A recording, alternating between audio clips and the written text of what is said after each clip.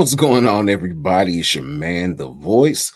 And I know you got a question on your mind, and that's who's fighting this weekend? Don't worry, I got you. Before we get into the fights this weekend, though, major fights have been announced recently. The biggest of all being Jake Paul versus Anthony Joshua. This will be probably the fight of the year, even though it was put together on very short notice. Salute to Jake Paul for taking on such a great challenge in such a short period of time. Most people may be thinking, dude, this is like a death sentence for you. And it could very well be that for both men's careers based on the outcome of this fight. Now, Jake Paul has flown cardboard planes before, flown in cardboard planes before. He's let folks throw knives at his head. So he's done some very dangerous things in the past. Uh, again, I don't know if anything that he's done. Well, flying a cardboard plane is pretty dangerous. So, getting knocked out by somebody is probably low on the totem pole. Where with Joshua, yes, his chin is suspect, but Jake Paul couldn't knock out Anderson Silva, though he knocked him down. Couldn't knock out uh, Chavez Jr., couldn't knock out a nearly 60-year-old Mike Tyson. You're going to knock out AJ? I mean, he is diminished, but come on. Now, I would have been more afraid for AJ if he was just coming in off the couch, but he was training for a fight on the Ring 4 card uh, this weekend coming up. So he's been in camp. And now, word on the street is he's been in camp with Usyk or, using his people. So he is not taking this lightly.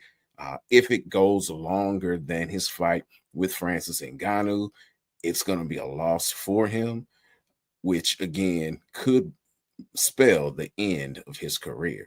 Another fight that was named for this card, another replacement. Anderson Silva was supposed to face Chris Weidman in a boxing match. This time, though, Mr. Save the Day, St. Louis's own Tyron Woodley will be fighting Anderson Silva. Yeah, that's hey, it's a fight, and will it be a fight that I'm watching because I love both of these fighters? Yeah, I will. Now, another fight that got signed recently was between Mario Barrios, the WBC welterweight champion, who will be facing Ryan Garcia. I don't know what to think about this. Well, I do know what to think about this fight.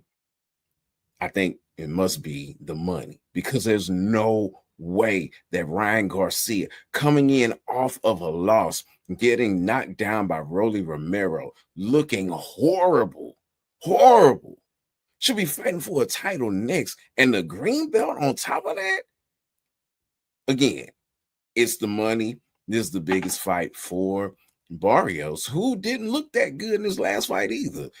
Getting a draw against a 45-ish year old Manny Pacquiao it's just interesting. Again, people will pay for the fight because they want to see if Ryan Garcia can pull things out.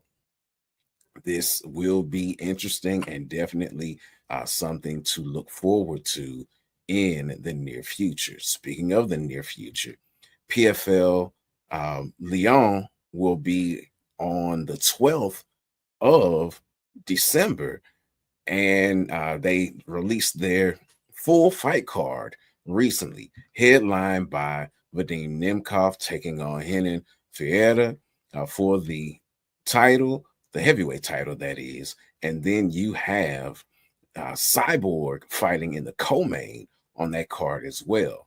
Sticking with the PFL, they announced that on the 7th of February, their Road to Dubai card will take place in Saudi Arabia, and Usman Nurmagomedov will be looking to defend his title against the rising Alfie Davis, who just won the PFL tournament championship earlier this year. Usman needs redemption after what many consider to be a loss versus Paul Hughes in his last outing. If he's going to stay the face of the promotion and keep his O, he needs to not only win, but win decisively. Even if he's looking to part ways with the PFL, you still need to win and win decisively. You need to look good because the UFC is not looking for too many more former Bellator champions because they've been getting stomped out as of late, whether they be champions like Patchy Mix or uh, high profile fighters like Aaron Pico. It's not been good for the Bellator fighters.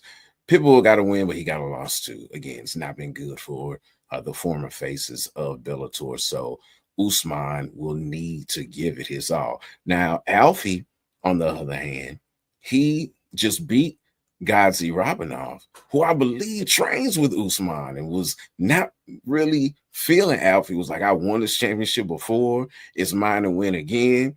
I train with the best, and you have nothing for me but a L. So, Alfie is coming in very, very motivated, and it'll be interesting to see if he can make it 2-0 against Eagle MMA. Now, this weekend, the fight to look out for, the one that you may be spending your money to watch, I know I will, is the Ring 4 card, which arguably is the best card that the Saudi-backed promotion has put out. You have at the top of the card 4 title fights. Let's get into them in the order that piques my interest most. First off, being Norman versus Haney. This is the people's main event. This is the fight that everyone really wants to see on this card. What Devin Haney are we going to see? Are we going to see the one who boxed masterfully against Lomachenko and against Regis Prograis? Or are we going to see the one who was running like Roadrunner in his last match? Or will we see the one who stood in there with Ryan Garcia, took his licks, got up, and kept fighting? We don't know. That's why we want to see this fight. On top of that, we know that Brian Norman has that eraser. He has that power. He can knock people out. And Ryan, or not Ryan, but Devin is suspect as far as his chin is concerned. But can Brian Norman catch him? Because this is the biggest fight in his life. The next fight that has my interest is Bam Rodriguez versus Puma. This fight, boy, it's so big because of Bam Rodriguez. If you don't know who he is, this is the fight that should put him on the map because it's the biggest stage that he's been on. As far as lighter weight fighters, he is one of the most explosive and exciting fighters that there is. I know you may be saying, hey, what about Inoue? Yeah, he's kind of on par with Inoue a little bit as far as what he can do and some of the people that he's beaten, but the lighter weights just don't get a lot of shine. They don't get a lot of attention. This will help bring attention to the phenomenal work that Bam does, and he may finally break into the pound for pound rankings. But is he focused? He's already talking about moving up in weight within a couple fights. And when you're talking that kind of talk, you may not be really looking at who you have in front of you. Now, Puma, on the other hand, as you can see, he's all up in his face at the face-offs. He is rough, durable, tough, and he's looking to hold on to his titles in this unification bout. We also have a lightweight bout for the WBC title, which is vacant. Abdullah Mason looks like the next star from the U.S. This, if he's able to be victorious, would be his crowning achievement because he would now be able to call himself a champion, and not just a champion, but that green belt champion. That green belt means a lot when it comes to boxing. The only belt that may carry more cachet with fans is the ring belt because that goes along with the lineal champion. Now, Abdullah is undefeated with 19 victories, 17 of them coming by way of knockout. And the last 9 of his fights, he's knocked out his opponent. But Noakes on the other end, Sam Noakes, he comes with his own record. He wants to stay undefeated as he has 17 fights, all of them victorious, and 15 of those by way of knockout. However, the 2 unanimous decisions that he's had have come over his last 5 fights. Whose O will go? We will see when they step into the square circle. Now, the headlining fight is Benavidez versus Yard. So the Mexican monster, David Benavidez, taking on the man from the UK, being Anthony Yard. This is really a monster matchup for Benavidez because if he is victorious, he can call himself a true champion. He's fought for titles before at 175, but they've been interim titles. This will be for the full title. Again, that nice and pretty belt that most people are looking to hold. With winning the title, he thinks it'll set him up for big paydays. He's still calling out Canelo, who Canelo just said he's looking for a rematch versus my man Terrence Crawford. Yes, that if that happens, everyone will be watching. So if that doesn't happen for Benavidez, who keeps chasing Canelo, the other champion at that weight class is Bivol. Now, Bivol is hurt. He's been linked to a fight with Beterbiev whenever he gets healthy. But while he's waiting to get healthy, Beterbiev versus the monster, the Mexican monster, yeah, sign me up. I want to see that. Whereas Yard is looking to become champion as well, and really to put a stamp on his career. He's not had the level of success that Benavidez has had, and he's fought for full titles before, but every time he has, he's come up short. And not only has he come up short, but he's been knocked out once by Kovalev, and then the other by Beterbiev, which we just talked about. The only other loss on his record was a split decision to Lyndon Arthur, who he was able to get his revenge with in his last bout.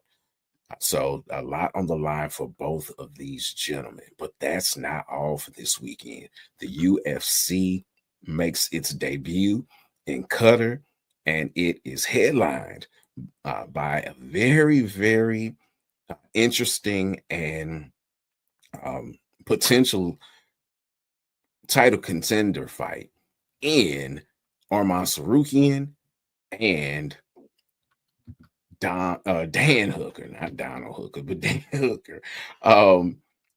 What is so interesting about this is that Arman Tsarukyan has a way of just shooting himself in the foot. He was supposed to have a title fight with Islam when he was still the champion, and that was a fight that we all wanted to see because we felt like Arman really posed the greatest challenge for Islam. Islam has moved up to 170 now, so unless Arman goes up, probably won't see that fight. However, he pulled out with some kind of something, put him in the bad graces of the UFC.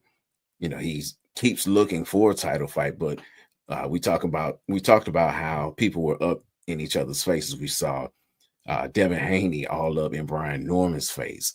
We know Puma Martinez was all up in Bam Rodriguez's face, and Arman Tsarukyan in the face-off put his face all in the face of Dan Hooker headbutting him, which is not going to go well for him as far as his relationships with the brass of the UFC.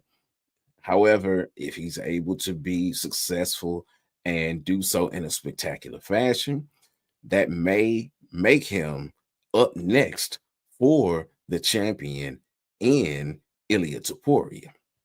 Now, Hooker, he's on a 3-fight win streak, and he's probably one win away from a title fight, but he's got to get through Arman. The co-main, you have Bilal Muhammad, who really wants people to remember his name after losing to JDM in his last fight and losing his title, taking on Ian Machado Gary. Gary with a win is probably, or if he's not up next for Islam, he's right there in the mix. Whereas with Muhammad, he needs to win just to keep his name relevant. All right, that's who's fighting for the week ending November 22nd. Until next time, fight the good fight. What's going on, family? It's your man, Wildress. And it's your man, the myth, the legend, the Voyze. And you just finished watching the main card on the MTMV network. Yeah, for more great shows just like this, smash the subscribe button and keep fighting the good fight.